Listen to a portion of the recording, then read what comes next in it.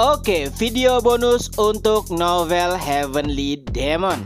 Kembali lagi ke Dimitri. Setelah memulangkan para tawanan perang, Chris pun memberikan beberapa informasi yang intinya tidak semua tawanan memiliki kondisi yang baik. Contohnya saja Carol, karena penyiksaan yang terlalu sadis bisa dipastikan ia akan cacat permanen.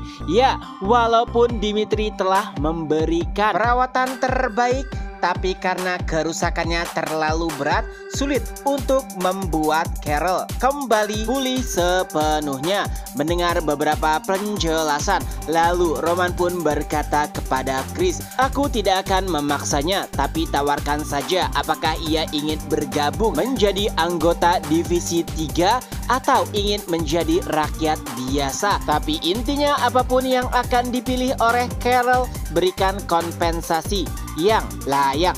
Oh ya, perlu diketahui, Dimitri sendiri memiliki 3 divisi. Divisi pertama adalah pasukan militer biasa, lalu divisi kedua adalah pasukan pribadi Dimitri, dan divisi ketiga adalah pasukan non-militer yang kerjaannya kayak ngurus konsumsi dan lain sebagainya. Beberapa saat kemudian akhirnya Carol pun ditemui oleh Chris, dan Chris langsung menyampaikan apa yang dikatakan oleh tuannya, yaitu apakah Carol ingin bergabung ke Divisi 3 atau malah sebaliknya. Kala itu Carol masih terdiam karena tepat setelah ia kembali ke Dimitri, keluarga yang menyambutnya hampir tidak bisa mempercayai karena saat para tawanan hilang atau tidak kembali, mereka diyakini telah mati. Oleh sebab itulah Roman telah memberikan mereka kompensasi layaknya Henderson. Jadi saat para tawanan kembali seperti halnya Carol,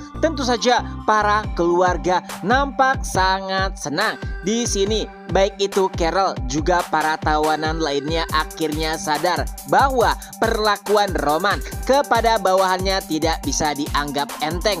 Bahkan saat mereka telah tiada, keluarganya diperlakukan dengan sangat layak. Oleh sebab itulah Carol memutuskan bahwa walaupun dirinya cacat, ia akan tetap bersumpah setia kepada Roman dan bahkan siap mati untuknya. Oleh sebab itulah Carol memilih untuk masuk ke Divisi 3. Selanjutnya sedikit flashback kurang lebih 1 bulan sebelum promosi. Kala itu Lauren Dimitri harus melawan Hugo. Ya, keduanya merupakan para murid akademi yang bersiap untuk mendapatkan promosi ke kelas A. Tentunya Hugo bukanlah lawan yang mudah, tapi Lauren juga sudah sangat berkembang.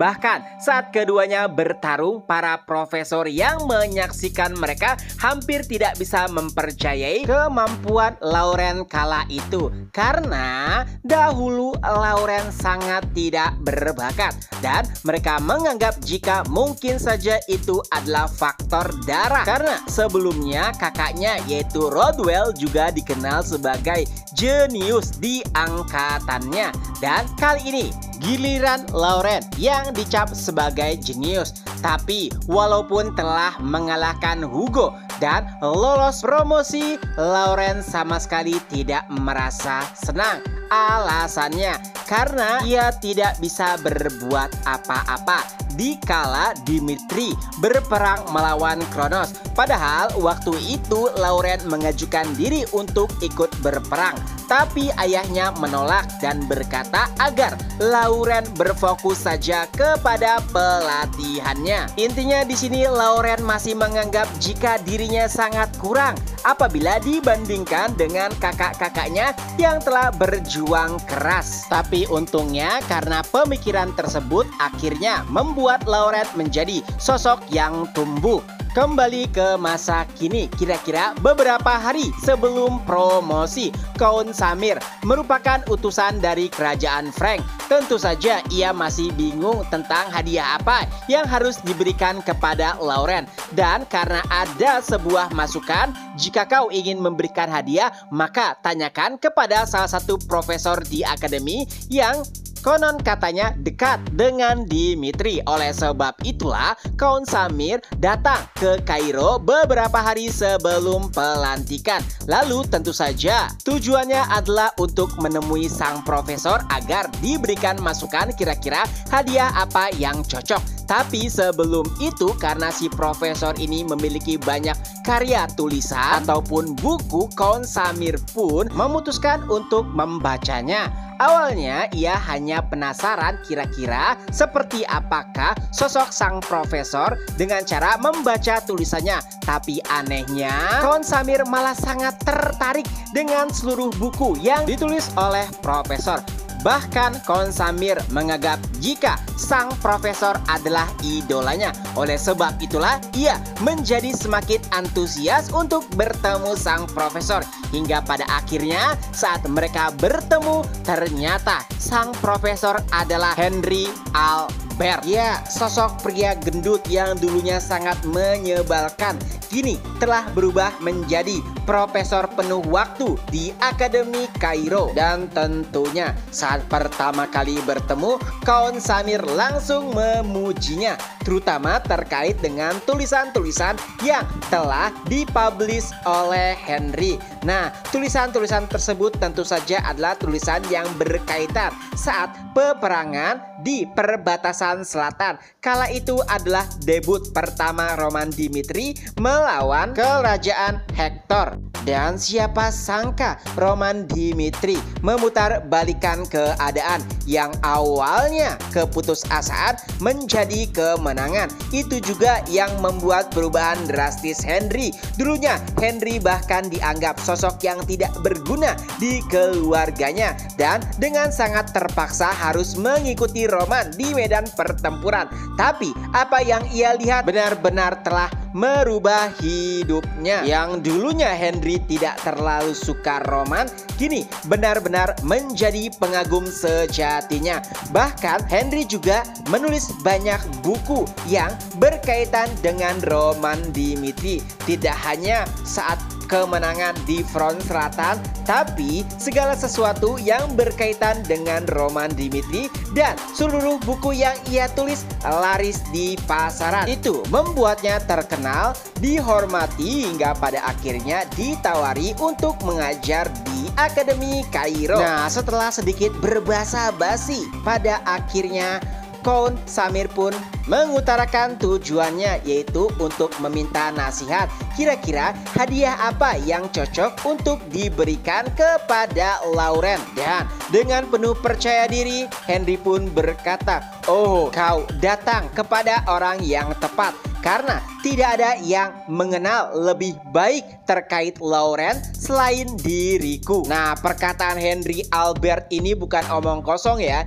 Jadi saat pertama kali ia menjadi profesor di Akademi Kairo, ia pun langsung menemui Lauren. Hingga pada akhirnya mereka pun menjadi teman dekat.